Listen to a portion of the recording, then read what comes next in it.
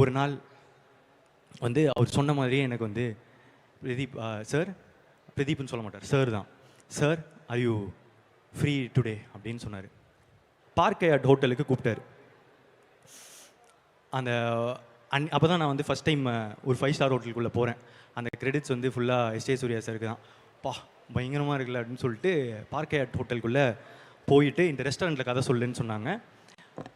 போயிட்டு அந்த கதை முடித்த உடனே சார் சொன்னார், ஒரு 4 பாயிண்ட்டு தேவை இந்த படத்துக்கு, அது கொஞ்சம் கம்மியாக இருக்குன்னு, நல்லா இருக்குது, ஒரு 4 பாயிண்ட் தேவை அப்படின்னு சொன்னார். சொல்லிவிட்டு நீங்கள் நல்லா நரேட் பண்ணுறீங்க, ஆக்சுவலாக நீங்கள் நல்லா நடிக்கிறீங்க, நான் கவனித்தேன் அப்படின்னு சொன்னார்.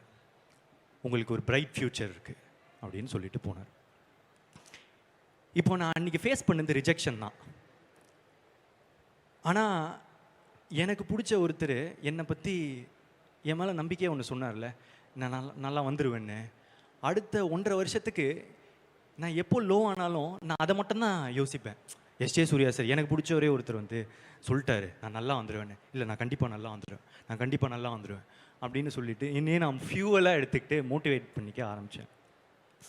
அவரும் நானும் இப்போ சேர்ந்து ஒரு படம் பண்ணுறோம் அப்படின்னு நினைக்கும் போது என்ன வாழ்க்கடா அப்படின்னு எனக்கு வந்து திரும்ப ஒரு ஃபீலிங்.